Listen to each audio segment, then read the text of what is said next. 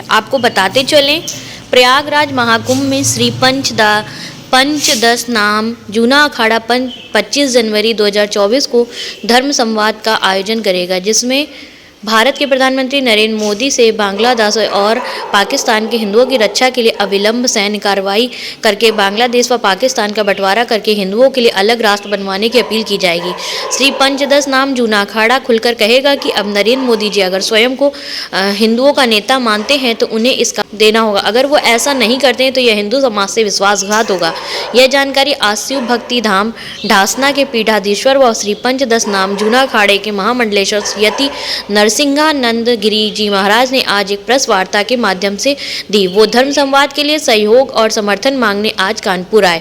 उनके साथ उनके शिष्य यति राम स्वरूपानंद और यति सत्यदेवानंद भी थे। उन्होंने पत्रकारों को संबोधित करते हुए कहा कि हर हिंदू को यह समझ लेना चाहिए कि जो स्थिति आज बांग्लादेश और पाकिस्तान में हिंदुओं की है, वो अगले 10 से भी कम वर्षों में हमारे देश में हमारी हो जाएगी। भयानक तरीके से बढ़ती हुई मुस्लिम जनसंख्या इस देश को बहुत जल्दी इस्लामिक देश बना देगी। हम हिंदुओं की दुर्गति का सबसे बड़ा कारण हमारा अपना कोई देश ना होना है। अब हमारा सबसे प्रमुख लक्ष्य सनातन वैदिक राष्ट्र की स्थापना रहेगा। सनातन वैदिक राष्ट्र में एक ही मस्जिद, एक ही मदरसा और एक भी जिहादी नहीं होगा।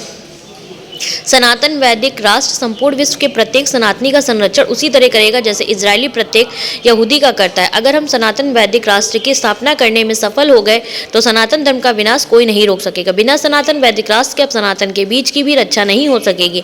अब दुनिया के हर हिंदू को इस लक्ष्य के लिए कार्य करना चाहिए। उन्होंने यह भी कहा कि हमारे धर्मगुरु अपनी शक्ति को भूल गए हैं और उन्होंने स्वयं को राजनेता के समक्ष नतमस्तक कर लिया है। सत्य तो यह है कि सनातन धर्म का अस्तित्व तभी बच सकता है जबकि सनातन धर्म के धर्मगुरु धर्म सत्ता को राजसत्ता का अनुगामी नहीं बल्कि उसका मार्गदर्शक बनाएंगे। मैं श्री पंचदश नाम जूना अखाड़े का महामंडलेश्वर हूं और प्रयागराज कुंभ से आज कानपुर आया हूं। हम लोग 24, 25 और 26 में एक कार्यक्रम करें जिसका नाम है धर्म संवाद। और धर्म संवाद का उद्देश्य है कि हम हिंदुओं की जो स्थिति आज इस्लामिक जिहाद के परिप्रेक्ष्य में है उस पर हम लोग चिंतन करें।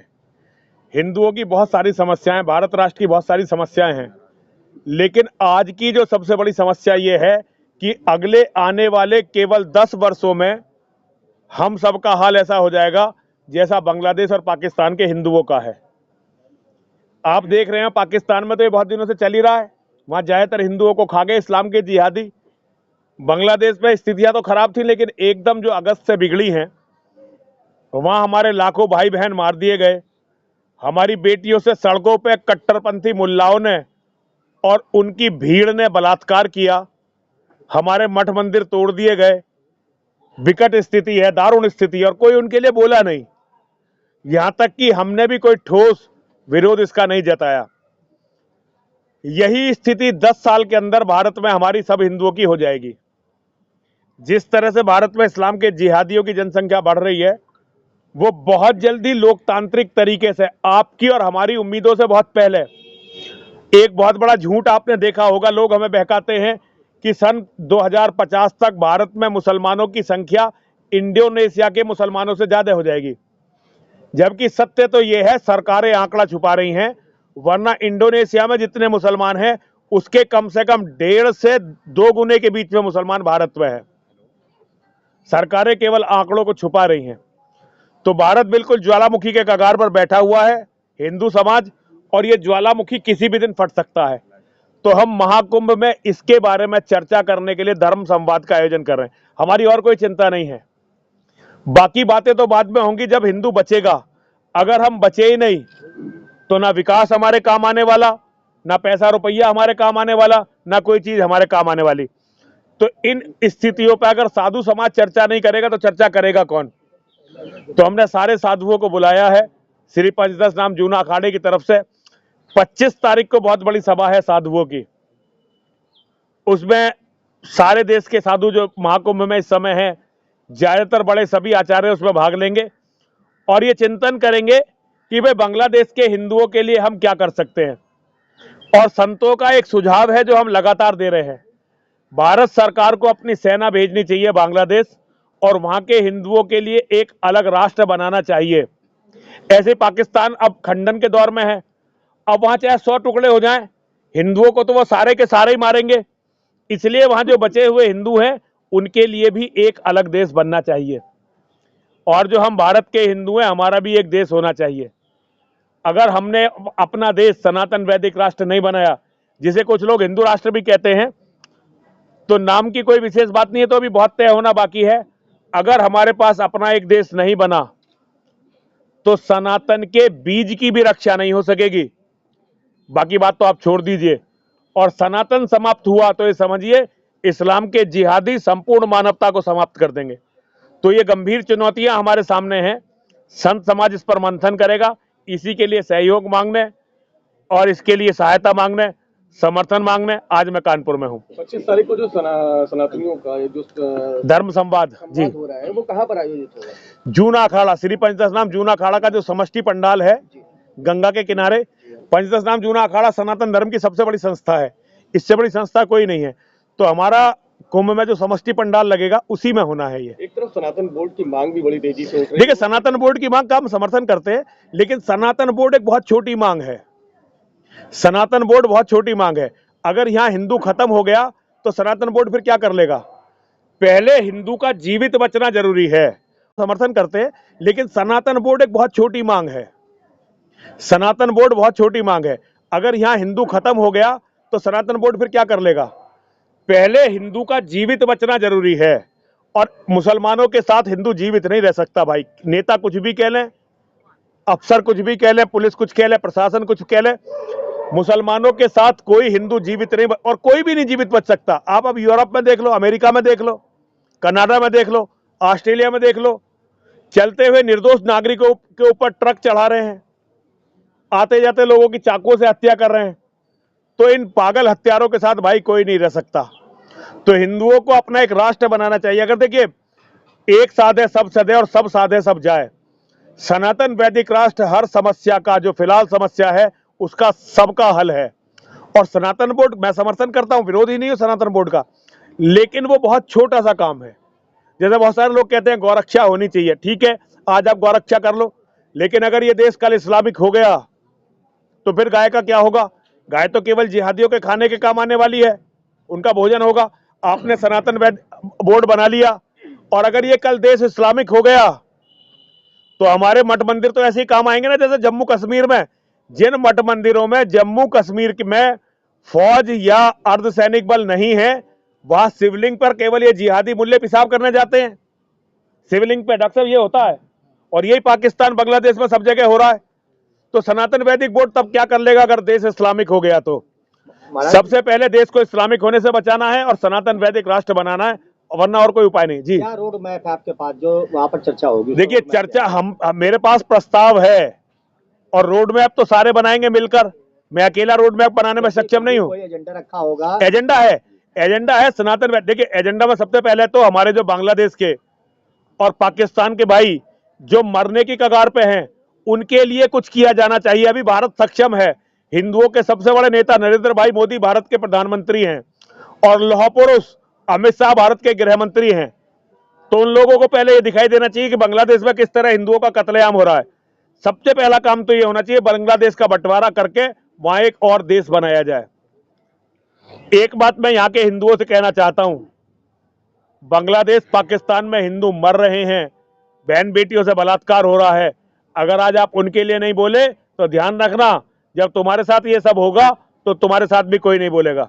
महाराज जी, एक सवाल और है। आपने अपने देश की, तो हम बाहर की बात कर रहे हैं कि वहाँ पर जो अल्पसंख्यक हो गए हिंदू, अपने देश के लिए यहाँ पर क्या आबादी उनकी बढ़ रही है, इसको कैसे कंट्रोल आप क्या? अब ये कंट्रोल नहीं हो सकती। तो क्या अब ये सर्वनाश के बिना कंट्रोल हो ही नहीं सकती। तो क्या देखिए, सरकार से हमने बहुत मांग की कि सरकार जनसंख्या नियंत्रण के लिए कठोर कानून बनाए। सरकार ने वो कानून नहीं बनाया। अब मुसलमानों की जनसंख्या ऑलरेडी इतनी हो गई है कि अब कोई भी सरकार इसे कंट्रोल नहीं कर सकती। 10 साल से छोटे बच्चे हिंदुओं से लगभग 2.5 गुना उनमें हैं। हिंदुओं के तो घर खाली पड़े हुए हैं, बड़ी बड़ी कोठियां खाली पड़ी हुई हैं। तो अब ये कानून भी नहीं बन सकता है, कंट्रोल भी नहीं हो। अब तो देश विनाश की तरफ है। एक लाइन में बताएं कि क्या होगा, मतलब आपकी नजर क्या क्या सुझाव? अगर सनातन वैदिक राष्ट्र हमने नहीं बनाया तो सर्वनाश होगा, सर्वविनाश। पहले जिहादी मुल्ले हमें मारेंगे, उसके बाद आपस में लड़के मरेंगे। वही महाकुंभ में कुछ लोग हैं भगवा रंग धारी किए हैं, जिन्हें गायत्री मंत्र भी नहीं आता, उनके लिए क्या संदेश है? देखिए, हमारे यहाँ केवल गायत्री मंत्र थोड़ा ही है, हमारे लाखों मंत्र हैं, कुछ लोग अलग अलग तरह से साधना करते हैं, मैं अलग तरह से साधना करता हूँ, डॉक्टर साहब अलग तरह से साधना करते हैं, वो अलग। तो गायत्री मंत्र को ये पहचान नहीं है कि अगर किसी को गायत्री मंत्र नहीं आता तो वो साधु नहीं है या हिंदू नहीं है। नहीं, वही सोशल मीडिया पे को बहुत सारी देखिए सोशल मीडिया पे तो देखिए व्यूज का खेल है, सोशल मीडिया व्यूज के लिए काम करता है। गायत्री मंत्र वैसे तो मुझे नहीं लगता किसी को वहां पे भगवाधारी, ऐसे भगवाधारी बहुत सारे मुसलमान वहां पे पहुंचे हुए हैं जो आतंक काटना चाहते हैं, जिनके बारे में अखाड़ा परिषद ने कहा है, अखाड़ा परिषद ने बहुत स्पष्ट कहा है कि इस कुंभ में मुसलमान की एंट्री नहीं होनी चाहिए। तो ये एक अलग विषय है और मैं अखाड़ा परिषद के इस कदम का समर्थन करता हूं। तो ऐसे लोग हैं बहरे पे घूम रहे हैं, वो हिंदू नहीं है लेकिन भगवा कपड़े पहन के घूम रहे हैं। एक लड़का सर नाम आयुष था, क्या मैटर? देखिए मेरा शिविर नहीं था, मैं तो वहां एक अलग जगह रह रहा हूं। मैं उस रात, क्योंकि वो मैं तो जहां रह रहा हूं वो कुंभ से बाहर है, मेला क्षेत्र से बाहर है, तो अगले दिन शाही स्नान था, सब बंद हो जाना था। तो मैं रह रहा था नारायण गिरी जी महाराज जो हमारे जूना अखाड़े के अंतर्राष्ट्रीय प्रवक्ता है, उनके शिविर में सोया था। तो मेरे कमरे के बाहर तक मुसलमान पहुंच गया था और वो मेरे बारे में छानबीन कर रहा था। धीरे धीरे पूछा था कि भाई स्वामी जी कौन से कमरे में मुझे मिलना, रात को 2 बजे, जबकि सारा टेंट बंद हो चुका था, लेकिन टेंट में कोई दीवार तो थी नहीं, पता नहीं किस तरह से आया। उसके पास मोबाइल के अलावा कोई दूसरी चीज थी नहीं, एक कागज का पुर्जा नहीं था, 1 रुपया नहीं था उसके पास। इसका मतलब यह है कि उसके साथी बाहर खड़े थे, उसे केवल सिग्नल देना था।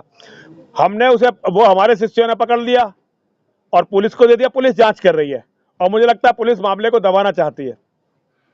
आपको पता कैसे चला ये संदिग्ध? हम पे कई बार, देखिए सुनिए, हम मुसलमान को इतनी अच्छी तरह से जानते हैं जितनी अपनी हथेली को जानते हैं, और हमारे बच्चे भी जानते हैं। और सुनिए, हमारे यहाँ अगर कोई भी जरा सा संदिग्ध लगता है तो हम कपड़े उतार के उसकी जांच करते हैं, अपने मंदिर में भी और यहाँ भी, और वह पता चल जाता है ये हिंदू है या नहीं है। महाकुंभ में एक विशेष समुदाय की रोक कहाँ तक की सही है? ये जिस विशेष समुदाय की बात कर रहे हैं उसका नाम है मुस्लिम समुदाय। इसे विशेष समुदाय मत कहिए, उनमें कोई विशेष बात नहीं है। वो धरती में केवल कैंसर के रूप में है, तो कैंसर की शरीर से हमेशा दूरी होनी चाहिए। अब डॉक्टर साहब बैठे हुए, कैंसर कितना खतरनाक होता है आप ये डॉक्टर साहब से डिस्कस करो। इस्लाम धरती का कैंसर है और केवल कुंभ नहीं भाई, हिंदुओं से तो इन्हें हर तरह से दूर रहना चाहिए। हम इनके साथ रहने लायक नहीं है। इस देश का बंटवारा हो चुका है धर्म के आधार पर। ये तो यहाँ के 3rd ग्रेड के गंदे नेताओं ने, गांधी और नेहरू ने हिंदुओं के साथ विश्वासघात किया और इस धरती के कैंसर को देखिए, जितनी इनकी आबादी थी उससे लगभग 1.5 गुना जमीन इन्हें दी गई और इन्हें फिर भी यहां रख लिया गया। अब पाकिस्तान से ज्यादा मुसलमान भारत में हो गए, क्योंकि पाकिस्तान को तो इन्हें अपना मुल्क लगा, तो वहां तो सुअरों की तरह बच्चे पैदा नहीं करे। भारत में ये थोड़े से थे, लेकिन यहां जिस तरह सुअरों की तरह बच्चे पैदा करे, आज पूरा भारत पे इनका कब्जा होने वाला। भाई तुम लोग कहां जाओगे, तुम अपनी बताओ। उनको तो कुंभ वुंभ सब उन्हीं का हो जाना है। हो सकता है ये कुंभ प्रयागराज का आखिरी कुंभ हो। योगी जी के कारण कुंभ सुरक्षित है। अगर योगी जी मुख्यमंत्री नहीं होते तो बड़े बम विस्फोटों की तैयारी थी कुंभ में। तो प्रयागराज का महाकुंभ हो सकता है इस बार का अंतिम, क्योंकि प्रयागराज का पूर्ण कुंभ था, तो हो सकता है इस बार ये अंतिम महाकुंभ हो प्रयागराज में। 12 साल बाद वहां महाकुंभ लगे ही ना, क्योंकि मुसलमान इस देश पर कब्जा कर चुके होंगे। हम उन्हीं परिस्थितियों से लड़ने के लिए तो घूम रहे हैं सब जगह।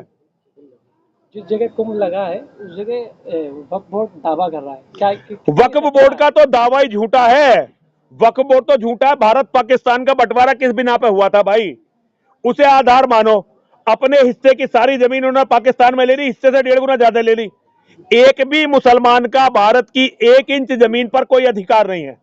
ये तो हमने उन्हें कुछ लोगों को दया खाकर रख लिया था। आज वो वक्फ बोर्ड की बात कर रहे हो। कल अगर उनकी जनसंख्या बढ़ गई, वो यहाँ शरीयत लगा देंगे और शरीयत लगा के कहेंगे हिंदुओं की तो बहन बेटी भी हिंदुओं की नहीं, हिंदुओं की तो जमीन भी हिंदुओं की नहीं, सब जमीन हमारी है। तो भाई उस दिन से डरो, उस दिन से डरो जिस दिन मुसलमानों की जनसंख्या इस देश पर कब्जे के लायक हो जाएगी। फिर चाहे कितना ही बड़ा कोई नेता हो या प्रशासनिक अधिकारी हो या पत्रकार हो या बुद्धिजीवी हो, सबकी बहन बेटी जाएंगी उनके घर ही, रखेल बनकर या दासी बनकर। उस दिन से डरो हिंदुओं, जिस दिन इनकी जनसंख्या तुमसे ज्यादा हो जाएगी, इस देश पर उनका कब्जा हो जाएगा। क्या विशेष संदेश देना चाहते हैं? विशेष संदेश हिंदुओं से यही है, भैया इससे पहले कि संपूर्ण भारत इस्लामिक हो जाए, अपने लिए एक सनातन वैदिक राष्ट्र बनाओ।